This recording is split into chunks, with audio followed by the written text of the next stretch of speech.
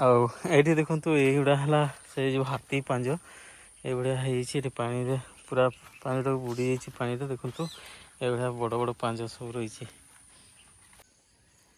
ଆଉ ଏଇଠି ଦେଖନ୍ତୁ ଏଇଠି ହେଲା ଯେଉଁ ହାତୀ ଏଇ କାଦୁଅରେ ସେ ଗାଧଉଥିଲେ ବୋଧେ ନାହିଁ। ଦେଖନ୍ତୁ ହାତୀ ଛୁଆର ଯେଉଁ ଝାଡ଼ା ଏଇଠି ଦେଖନ୍ତୁ।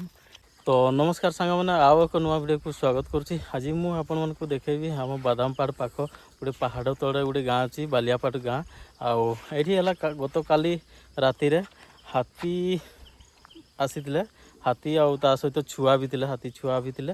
ଗର୍ଜ ସବୁ ଶବ୍ଦ ସବୁ ଶୁଣିକି ସେମାନେ ଭୟ ଭିତରେ ରହିଥିଲେ। ଏଇ ପାଖାପାଖି ଏଇ ଯେଉଁ ଗାଁର ଏଇ ଯେଉଁ ବାଲିଆପାଟ ଗାଁର ଲୋକମାନେ ସବୁ ଭୟ ଭିତରେ ରହିଥିଲେ। ଆଉ ବହୁତ ଭୟଙ୍କର କାଲି ଗୋଟେ ରାତିରେ ବହୁତ ଭୟଙ୍କର ଗୋଟେ ରହିଥିଲା। ଆଉ ଏଠି ହେଲା ଆସନ୍ତୁ ଦେଖିବା ଆଉ କେଉଁ ଜାଗାକୁ ଆସିଥିଲେ ହାତୀ ଆଉ ହାତୀ ଛୁଆ କେଉଁ ଜାଗାକୁ ଆସିଥିଲେ ସେସବୁ ଆପଣମାନଙ୍କୁ ଦେଖେଇବି। ଆଉ ଏଇଟା ରହିଛି, ଏଇଟା ଦେଖନ୍ତୁ ଏଇଟା ବାଲିଆପାଟ ଗାଁ ରହିଛି। ଆଉ ଏଇଭଳିଆ ଘର ସବୁ ରହିଛି। ଏପଟେ ଜଙ୍ଗଲ ପାହାଡ଼ ଅଛି। ଚାଲନ୍ତୁ ଯିବା ଦେଖିବା ପାହାଡ଼ ତଳେ ସେ ଗୋଟେ ପଡ଼ିଆ ଅଛି। ସେ ପଡ଼ିଆରେ ଆଉ ହାତୀ ପାଞ୍ଜ ସବୁ ରହିଛି। ସବୁ ଯାଇକି ଦେଖିବା। ଏଭଳିଆ ଦେଖନ୍ତୁ ଏଠି ପାଣି ଝର ଫୁଟି ଯାଇଛି। ଏବେ ପାଣି ବୁଲଉଛି ସାହି ପୁରା ଗାଁ ଭିତରକୁ ଯାଉଛି ଏଇ ପାଣିଟା।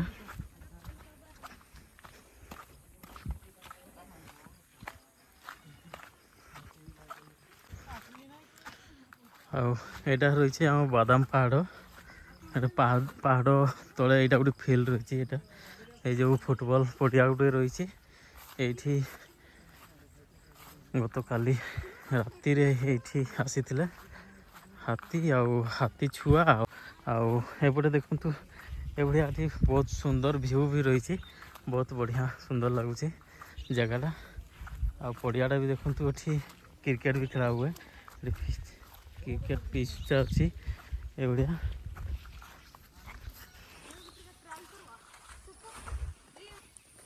ଆଉ ଏଇଠି ଦେଖନ୍ତୁ ଏଇଗୁଡ଼ା ହେଲା ସେ ଯେଉଁ ହାତୀ ପାଞ୍ଜ ଏଇଭଳିଆ ହେଇଛି। ଏଠି ପାଣିରେ ପୁରା ପାଣିଟାକୁ ବୁଡ଼ି ଯାଇଛି ପାଣିରେ। ଦେଖନ୍ତୁ ଏଇଭଳିଆ ବଡ଼ ବଡ଼ ପାଞ୍ଜ ସବୁ ରହିଛି।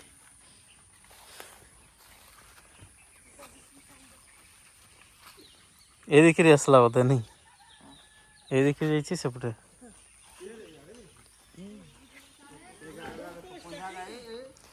ଏଇଠୁ ଏଇ ଏପଟୁ ଓହ୍ଲେଇଛି ଠିକ୍ ଏଇ ଜଙ୍ଗଲରୁ।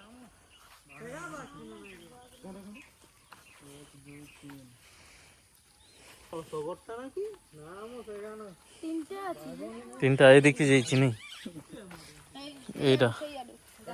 ହଁ ହଁ ଏଦିକି ଯାଇଛି। ଏଇଟା ସକାଳିଆ ଯାଇଛି। ଏଇଟା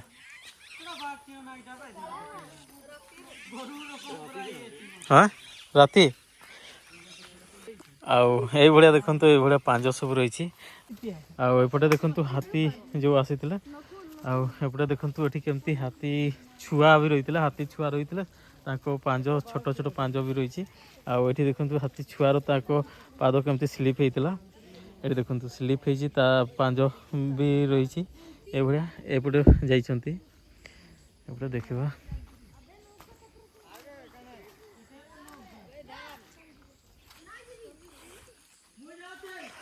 ଏଇଟା ଦେଖନ୍ତୁ ଛୋଟ ଛୋଟ ପାଞ୍ଜ ବି ରହିଛି। ଦେଖନ୍ତୁ ଏଟା ଯେଉଁ ହାତୀ ଛୁଆର ଯେଉଁ ପାଞ୍ଜ ରହିଛି, ଛୋଟ ଛୋଟ ପାଞ୍ଜ ବି ରହିଛି।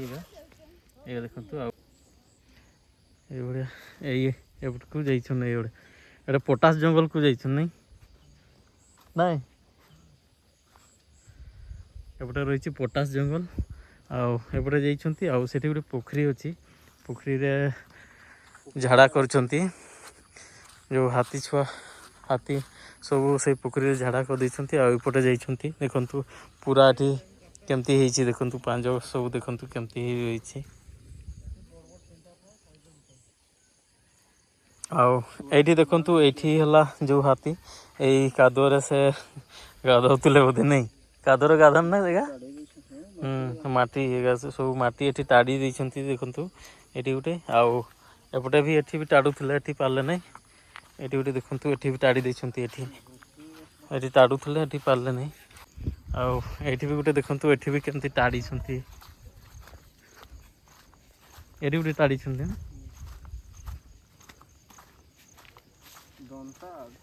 ଏଇଟା ଏଇଟା ଆଚ୍ଛା ଏଠି ଦେଖନ୍ତୁ ଏଇଟା କେମିତି ଏଠି କେମିତି ତାଡ଼ିଛି ଦେଖନ୍ତୁ ଗୋଟେ ମାଟି ତାଡ଼ି ଦେଇଛି ଆଉ ଏଠି ଦେଖନ୍ତୁ ସେ ଦାନ୍ତ ଯେଉଁ ଏଠି ଗାଡ଼ି ଥିଲା ଏଇଟା ଦେଖ କେମିତି ଇଏ ହେଇଯାଇଛି ଖାଲ ହେଇଯାଇଛି ସେଟା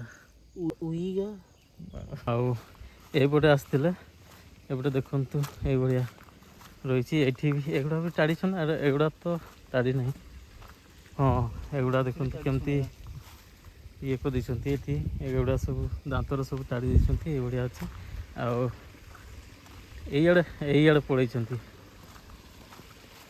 ଏଇଟା ଦେଖନ୍ତୁ ଏଇଟା ବି ଟିକେ ପାଞ୍ଜ ରହିଛି ଆଉ ଏଇଟା ଦେଖନ୍ତୁ ଏଇଟା ଗୋଟେ ପୋଖରୀ ରହିଛି ଏଇ ପୋଖରୀ ମାନେ ଏଇ ଦେଇକି ପଳେଇଥିଲେ ସେ ହାତୀ ଛୁଆ ଆଉ ବଡ଼ ଆଉ ଏଠି ଦେଖନ୍ତୁ ଏଠି ଝାଡ଼ା କରୁଛନ୍ତି ଏଇ ଦେଖନ୍ତୁ ହାତୀ ଛୁଆର ଯେଉଁ ଝାଡ଼ା ଏଇଠି ଦେଖନ୍ତୁ ଏଇଠି ହଗିଛନ୍ତି ଏଠି ସବୁ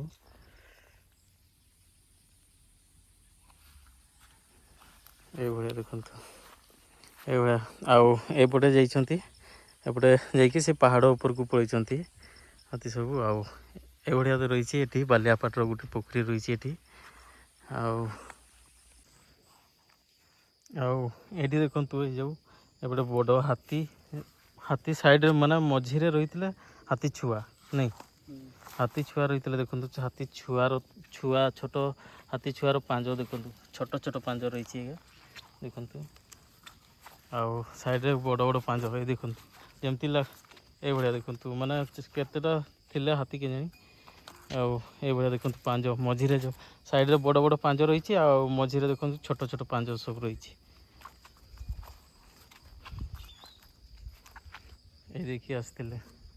ଏଇ ଦେଖି ଆସିଲେ ଆଉ ସେପଟେ ପଳେଇଲେ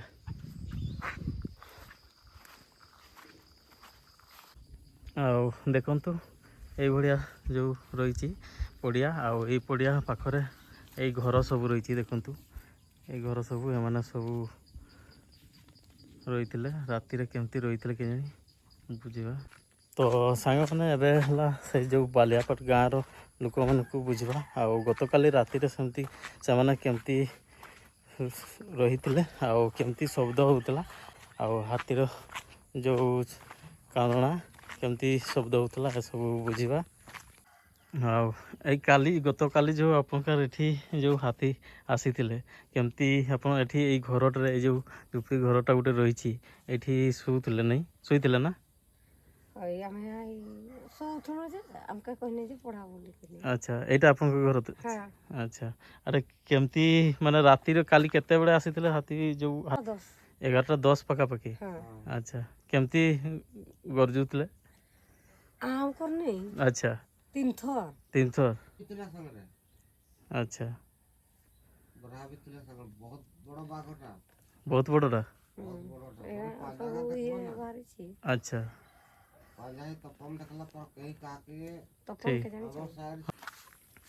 ଆଉ ଏଇଠି ଦେଖନ୍ତୁ ଏଇଭଳିଆ ଘର ସବୁ ରହିଛି ବାଲିଆପାଟରେ ଆଉ ମାଉସୀ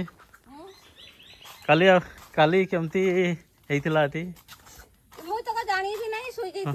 ଆଚ୍ଛା ତ ସାଙ୍ଗମାନେ ଏଇଭଳିଆ ଦେଖନ୍ତୁ ଏଇଭଳିଆ ବାଲିଆପାଟ ଗାଁ ମାନେ ପାହାଡ଼ ତଳେ ଗାଁଟା ରହିଛି ଆଉ ଏଇଠି ହେଲା କାଲି ତାଙ୍କ ଗାଁ ଲୋକ ବି ଯାଇଥିଲେ ଦେଖିବାକୁ ବହୁତ ଭୟଙ୍କର କାଲି ଦୃଶ୍ୟ ଥିଲା